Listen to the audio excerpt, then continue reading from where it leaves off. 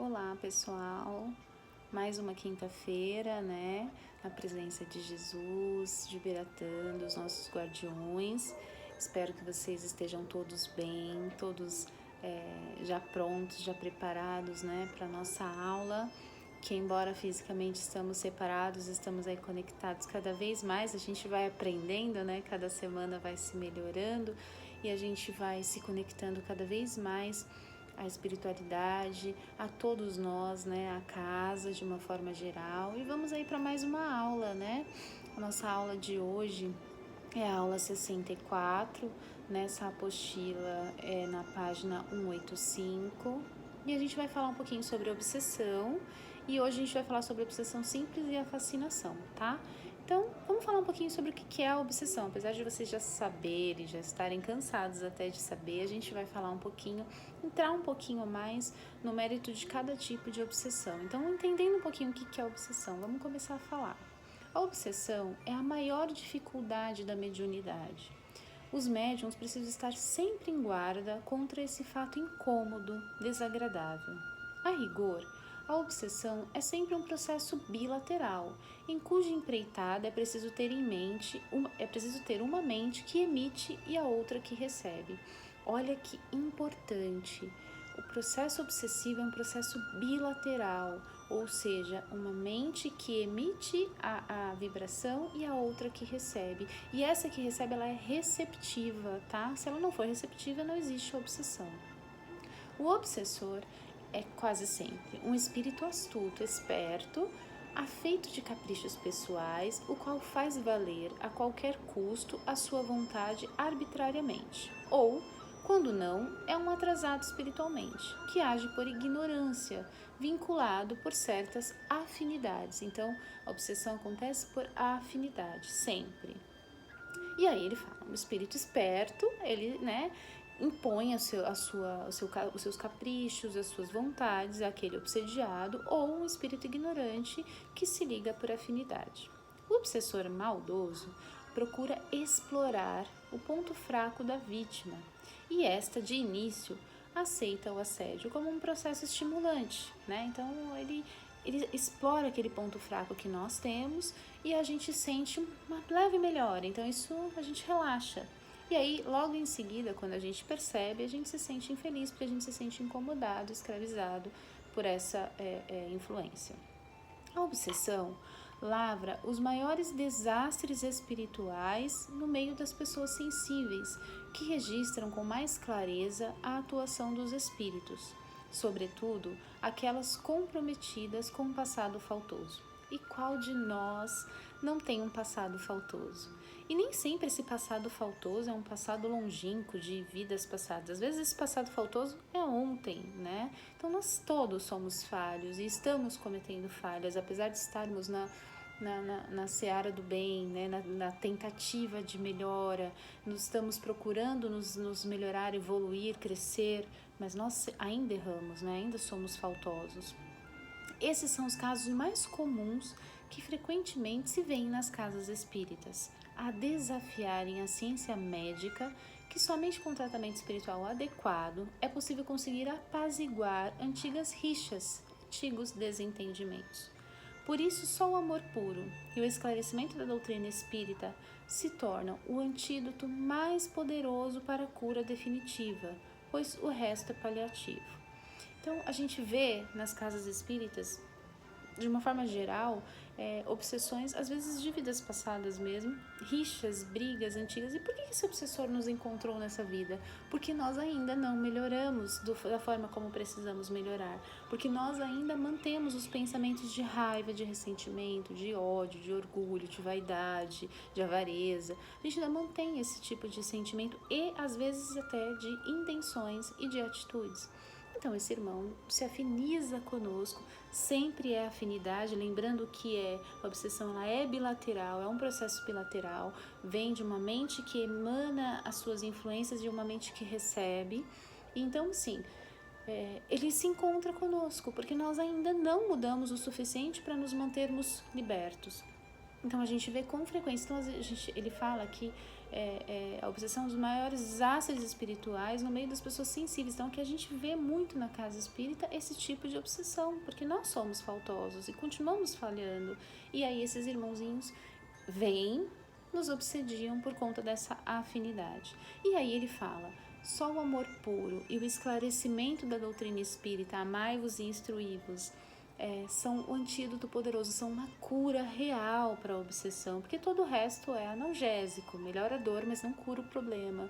Então, o amor, a dedicação, o amor ao próximo, a caridade, o auto-amor, a autocaridade, o auto-perdão, mas também a melhora, o conhecimento, a instrução, o trabalho. Essas são as fórmulas para que a gente possa se livrar, em definitivo, desse tipo de obsessão.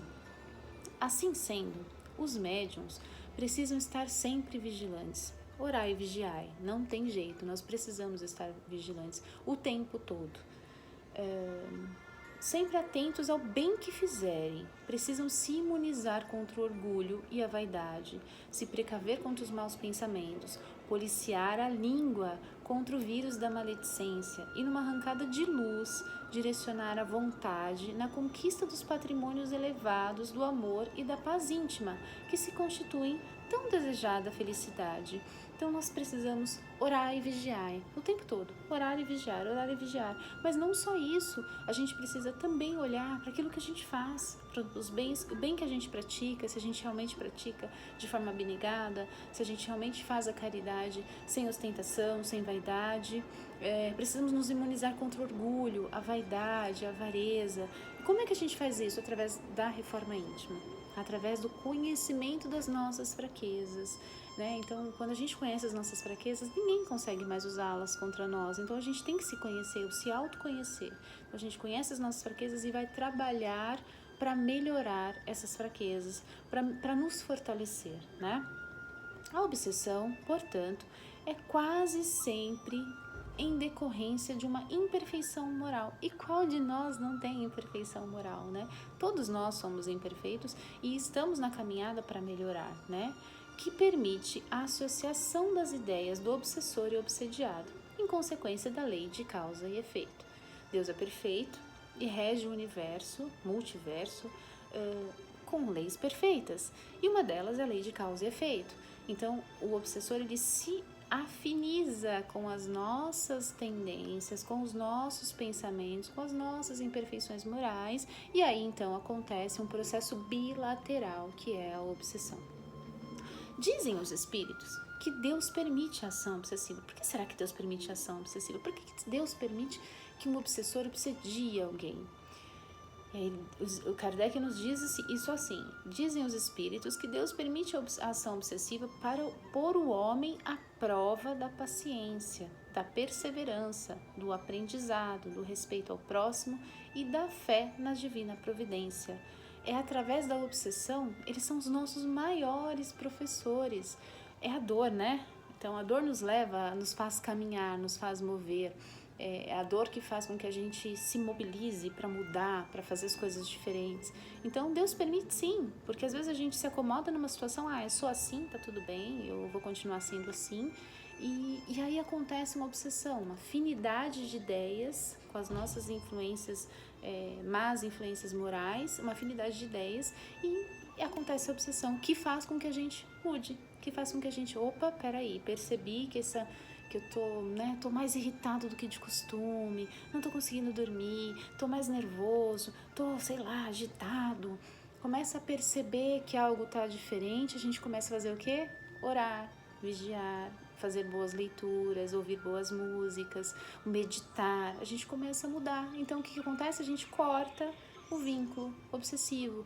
Mas então, a obsessão é um fator que nos auxilia, é um professor para nos melhorar, tá? Então, por isso Deus permite. Uma forma muito paternal, né? De nos ensinar que nós precisamos nos manter vigilantes. Mas como nós não fazemos isso, Deus fala, então tá bom, se acontecer que você, pelos seus sentimentos, pelos seus pensamentos, pela sua forma como se comporta, alguém se afinar com você, você vai andar, você vai caminhar, porque você vai perceber que existe uma influência. De modo geral, na obsessão, os maus pela lei da afinidade, também é uma lei perfeita de Deus, apegam-se àqueles que têm acesso, por uma atração perispiritual muito forte. E quando chegam a dominar, impõem suas ideias, gostos e preferências.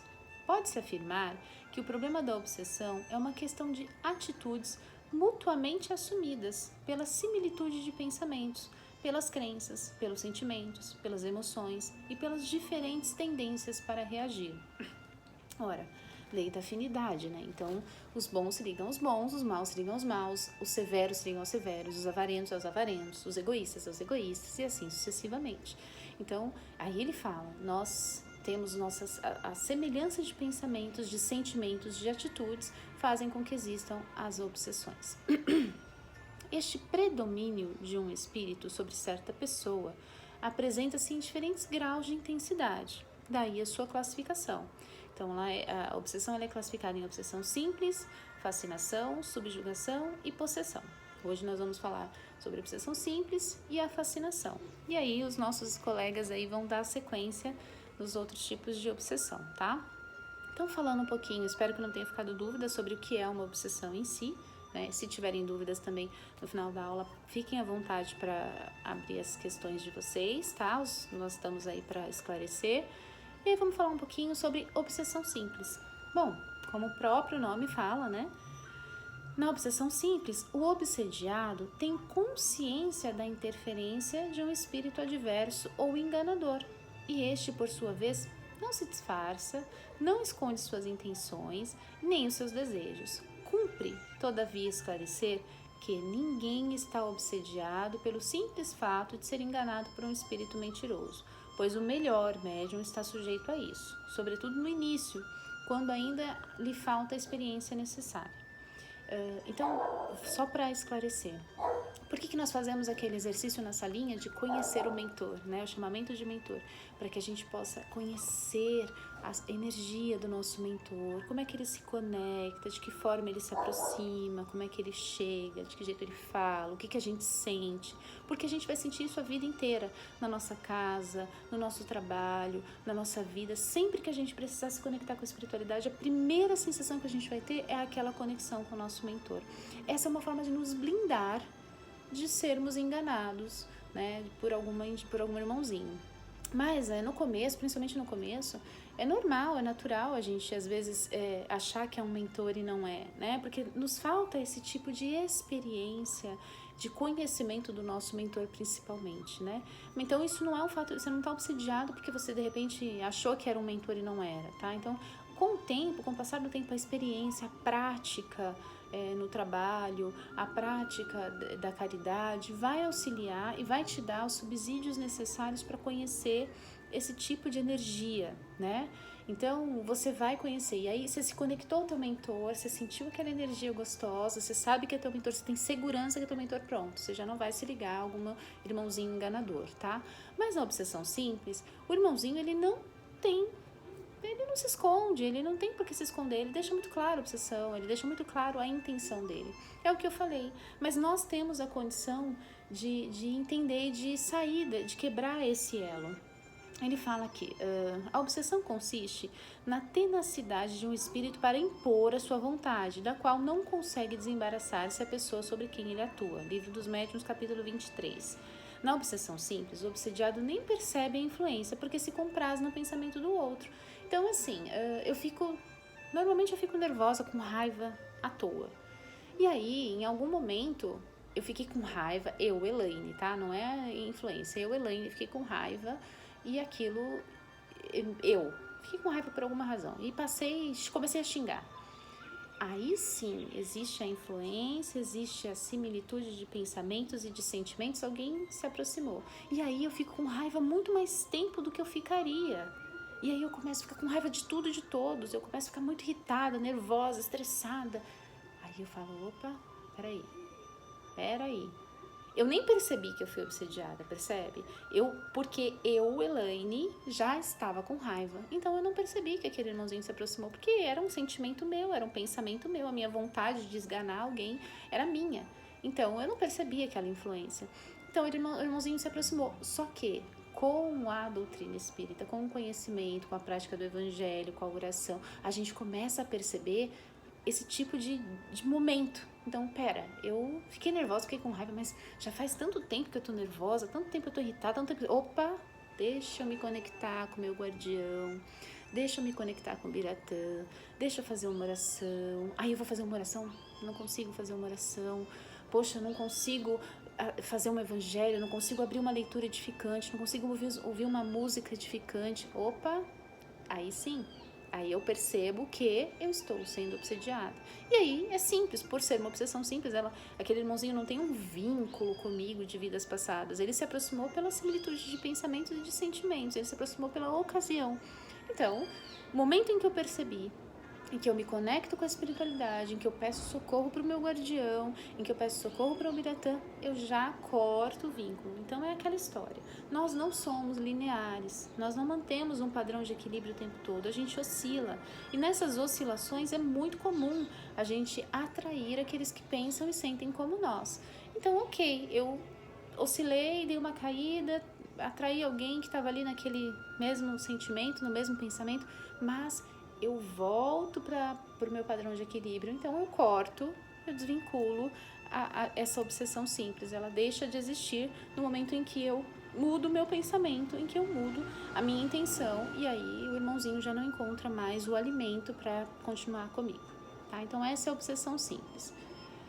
Na fascinação, o médium se encontra totalmente iludido e muitas vezes se afasta das pessoas que lhe poderiam dar conselhos úteis.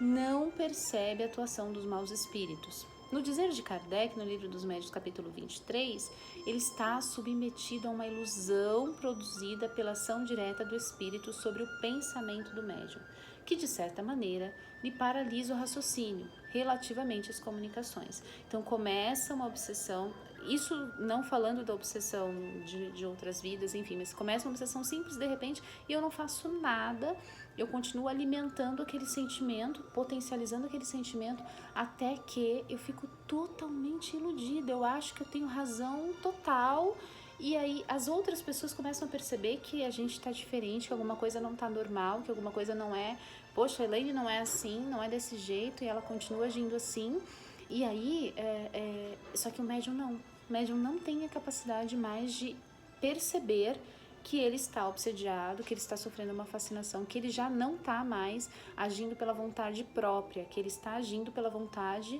de um espírito, de um irmão que está se manifestando através da obsessão, da fascinação.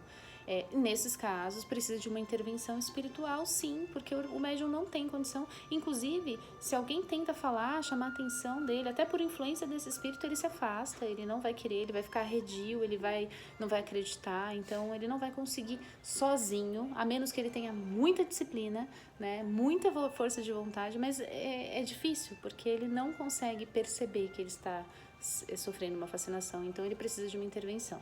Tá? Então essa é a fascinação, diferente da obsessão simples, em que a gente consegue cortar o vínculo quando a gente muda o pensamento. Na fascinação, o médium ele está totalmente iludido, ele não consegue perceber que ele está sendo influenciado e por isso ele não muda o pensamento e por isso ele não tem condição de mudar o pensamento.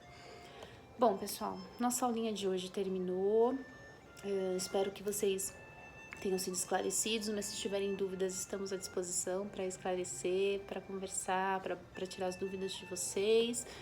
Os meninos estão todos aí para ajudar, para auxiliar. E aí espero que vocês tenham um excelente fim de semana, mais uma vez na presença e na companhia de Jesus, de Biratã e dos vossos mentores. Que essa aulinha tenha trazido para vocês não só o esclarecimento, mas principalmente que tenha trazido para vocês paz, esse momento de tranquilidade, né, de conexão com a casa, que a gente consiga se conectar à casa em cada aulinha que a gente se encontra assim, tá bom?